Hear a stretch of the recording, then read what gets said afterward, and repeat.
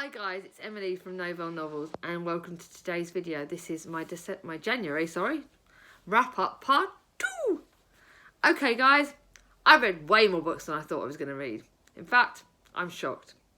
I've read a total of 27 books. I think that's probably the most I've ever read. But some of them were short ones, some of them were short stories, some of them were very, very tiny books. Now I ended up taking part in the 1,000 word challengey thing, that the 1,000 pages, there you go, challenge that Victoria read, from what Victoria read set up, and I've loved it, got through way more books than I thought I would. I've got through some classics this month. I've read a really different range of books and I'm quite surprised how well I've done. One audiobook and one audiobook I did DNF. And it's one, Tom, I'm so sorry I DNF'd this one. I so want to reread it, but I didn't get in with it, and that was Good People by Hannah Kent. I was listening to it on audiobook. I kept picking it up, couldn't really stick with it, and I found it really hard, so I'm afraid I did DNF it. Now, I'll tell you the total number of star ratings for the whole month, including the January wrap-up part 1. Why do I keep saying December? I told you guys, I'm shattered. So, I read a total of 1 2-star book this month, 8 3-star books, 10 4-star, and 8 5-star. There is less 5-star than usual, and I don't know if that's because I have got tougher rating my 5 stars, or whether it's because I've just not had a explosive month. I've read loads, but have I read many that really explode at me? I don't honestly know. So I only have 1 2-star, that's a good thing. This was Arthur and George by Julian Barnes. This is the second Julian Barnes book that I have really struggled with and I didn't like. So I ended up giving up. I've got one of his books that I have bought and I've given it straight to a charity shop. I'm not going to bother with it because I just don't see the point. This could be quite good. I think, to me, the Arthur character, we end up turning out he's actually Arthur Conan Doyle, who is the writer of Sherlock Holmes. And there is some Sherlock Holmes bit in this book, which I really did enjoy. Basically, we start off the book and they're worlds apart.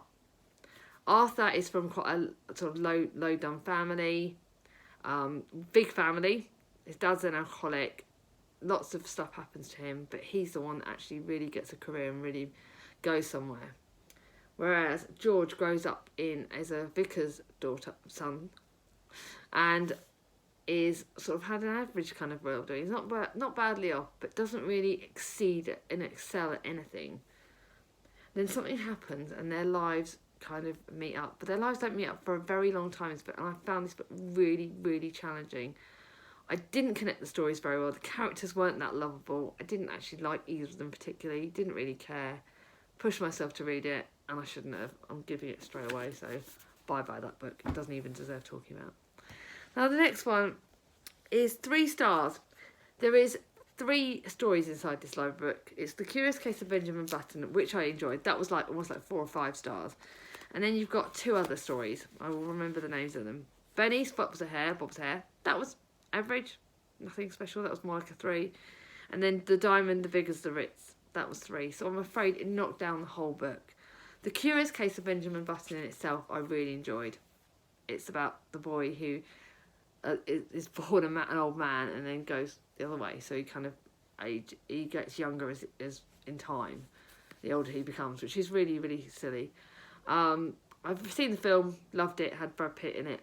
That book of it was brilliant, and I love the characters. I love the way you find out more about the father in this, and his Benjamin's sons in the end, and how that kind of progresses. That was all right, but the other stories weren't that great, so it's only 3 stars.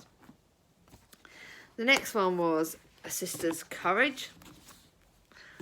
I wanted to like this. This is about suffragettes. This is in that era, but some of the stuff in this book is very hard-hitting. There are so many triggers of what happened to suffragettes in prisons. They were quite gruesome, and I found it really hard. Some of the stuff that happened in this book is very, very gruesome, so please be warned. It looks like a very gentle book, but it isn't. The first character. We've got 3 sort of ladies, which are Meg Parker, who sacrifices the chance of love for her to look after her father because her father's been widowed. So she gives up her chance of love to do that, and then stuff happens to her and she really struggles. And then Alice Langton is Lady Alice Langton, so she's like the really well-off character in this. Meg's quite sort of low down. She's travelling the Yorkshire Dales shouting out about the suffragette message. She fights what against her brother and her family believe in. They don't believe in this, and she's seen as quite a rebel to actually go for this cause. And then she has Florence Brooke, who is accompanying her. Florence Brooke, I would say, is the middle class person out of all of them. So she is accompanying her because she's really impassioned by the cause. She is really into the cause and wants to fight for this. And then they end up somehow, Meg connects into their life, and Meg sort of goes as their servant. This is about strength and love. There is some love in it, but the hard-hitting issues really outweigh the good in this. It's brilliant, and the factual stuff that actually really happens to suffragettes is good. But there is so many trigger warnings. There was quite some bits that I found too hard-hitting, and that's why I only got 3. But I'm not sure if I'll pick up another Catherine King. Then I read another historical fiction. I read too many non-fiction books this month, and I found myself factually overwhelmed. I picked them up from the library because I finally saw the non-fiction book in my library, which is upstairs. It's so massive. I picked up so many non-fiction books, but I got overwhelmed. And this one is about my East End. I thought it would just purely be about post-war, wartime, but it goes way, way further back. And it talks about a lot about historical fiction about the East End from very, very early on. But it has so many characters that are interlinked, so many people that are telling the story, and I kind of got lost as to who was telling what story. It is a good book, and my friend wants to borrow it, and I would say get it out from the library. It's very interesting, but be warned, it's packed with so much that you do get lost quite easily. So I'm sorry I can't really say much more about this book. It is interesting. It's good to find out about Cockney London now. My nan was born in Cockney London. A lot of my relatives were. My mum and my uncles, some of my uncles were born there. And I found that bit is where I find interesting bits of history because it's my history. But yeah, certain bits are too much. And then I read another non-fiction book. And this is really good because I read it because Lauren from Lauren and Her Books raves about shouting out for our women's rights. And I thought, yes, I want to shout out. I want to know more about the women that made this country and that made us who we are and that fought for our rights. And that part is interesting. I found out loads about different women that I didn't know about. And factually, this one probably I prefer actually to the other one, even though they're both 3 stars. And it tells us about Emmeline Pankhurst, Vera Brittain, Mary Stopes. And there's loads. But again, it's so packed that I don't find out enough about each person. There's so many different ones.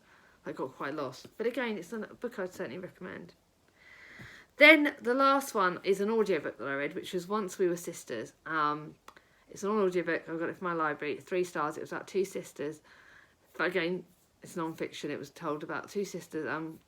The older sister is lovely, Maxine, and she looks after her younger sister, and it's her younger sister that's telling the story.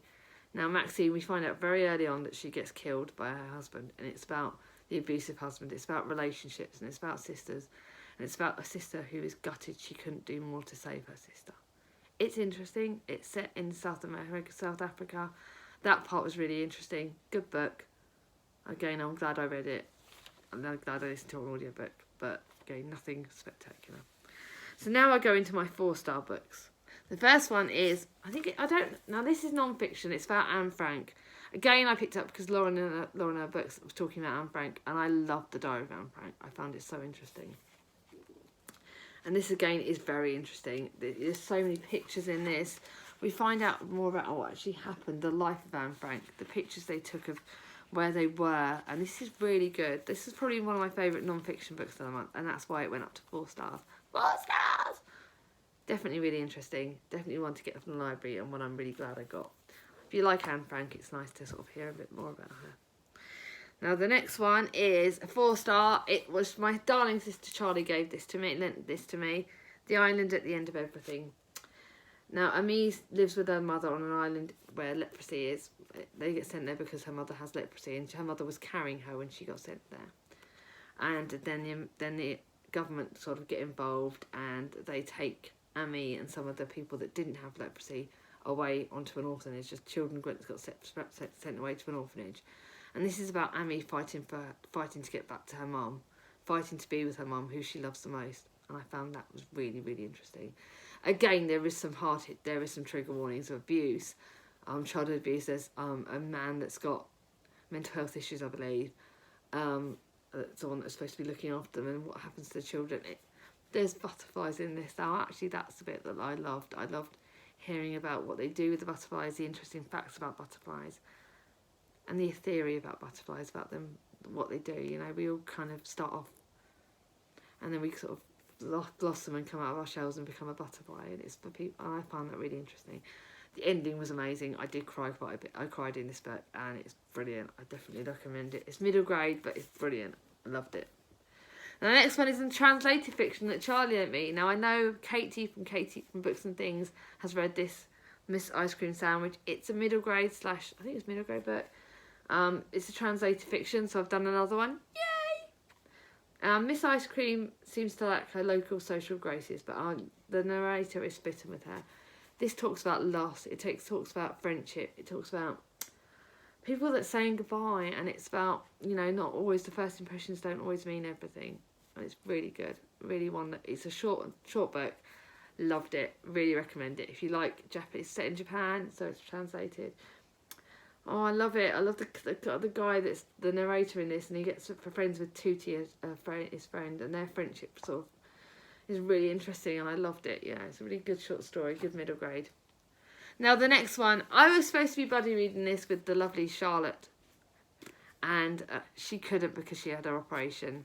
I didn't realise it was a middle grade. I didn't realise it was a YA book, another YA book to go on my list. It's dystopic. It's set in a world where you're not supposed to be flawed. Everyone's supposed to be perfect, and if you're flawed, you get tattooed with a flaw. Celestine North lives in a perfect life, and then she breaks a rule and faces a life-changing repercussions. She could be imprisoned, branded, found flawed. This is very hard-hitting. It really makes you think about, is being perfect everything? Aren't we all flawed? It's very dystopic and very thought-provoking. It's got a second in a book after this, and the ending leads you to know that you have to read the next book, and I am desperate to read it. It's brilliant, it's dystopic, it's interesting. It's about how one decision we make can change everything in our lives, and is being perfect everything. It was really good, and Charlotte definitely picked this up. You will love it. Not sure if I think I'm going to keep it until I know whether I like the second one and do that, so it's not one I'm definitely sure. The next one was another one Charlie lent me. I told you I'm getting through all her books. It's Cersei! I love this. I read this supposedly with Clint from Reads Readers, but yet again, he flew through it within days, and so I didn't end up buddy reading it. It's Greek mythology. It's brilliant. It's my first Greek mythology book. I'm going to put it down in the historical fiction bit of my sort of tick list, because it really is. It's so much more. I thought it was more fantasy at the start, and I was a bit like, I'm not sure if I'm going to like this, because there were some gruesome bits. It's about Cersei, who is the daughter of, I always forget her name, of Helios, who was the god of the sun. Now, she's different from her brothers and sisters. She is very different, and their sort of friendship's very different. She seeks friendship and companionship in the mortals, and then she gets involved in witchcraft, and she makes a decision that changes everything. She gets sent to an island on her own, and she has to look after herself, and things happen, and I love hearing about all the different myths. You don't just hear about one of them, you hear about so many of the gods and what happened, and I found it so interesting. I am so definitely going to be picking up the Song of Achilles. I really am. I didn't think I would like this book. It's still 4 stars because I'm not sure if it's one I will pick up again, but it's brilliant. It's 4 borderline 4.5 stars. I really enjoyed that book, and definitely recommend it to everybody. If you're not new to Greek mythology, start with that. It really does. It blows your mind. The next one was a buddy read. I buddy read with the lovely Linda from Linda's World of Books. This is 4/4.5 stars. The reason why I think it's more 4 is because I did kind of predict the ending. I did predict what was going to happen. This is fantasy. This is amazing. It's another retelling of Beauty and the Beast, which of course you guys know I love. This is about Freya, a 19-year-old huntress who kills a wolf in the woods. And basically, back in those days, you shouldn't have done that. And then she gets taken to the land of fairies by Tamlin, who's lethal immortal fairies who once ruled their world. It talks about different worlds, about how they interlink. It's love, it's passion, it's romance. It's got some really gory bits in it. It's the first in the Court of Thornton's Rosy series. I'm keeping it because I got the whole series. I didn't think I would like it, but I really did. I love buddy reading it with Linda. check out my reviews on Goodreads. I really, really enjoy this book, and I'm keeping it.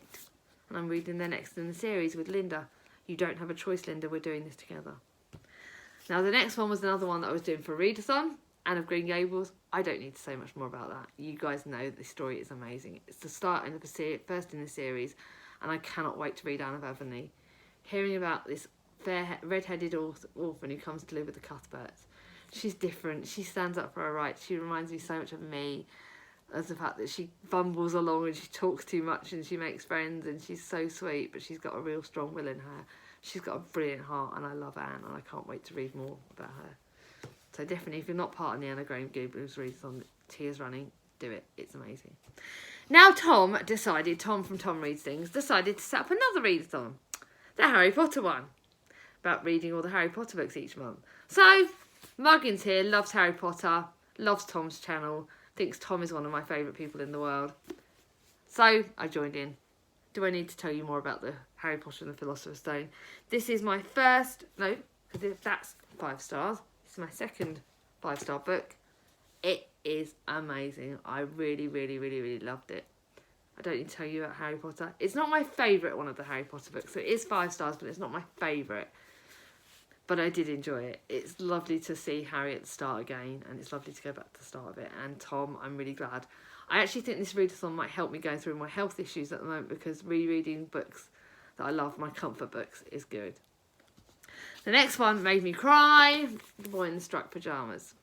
I read this on the anniversary of the Holocaust remembrance thing. I can't remember the exact words, but this week we were remembering the Holocaust and what happened.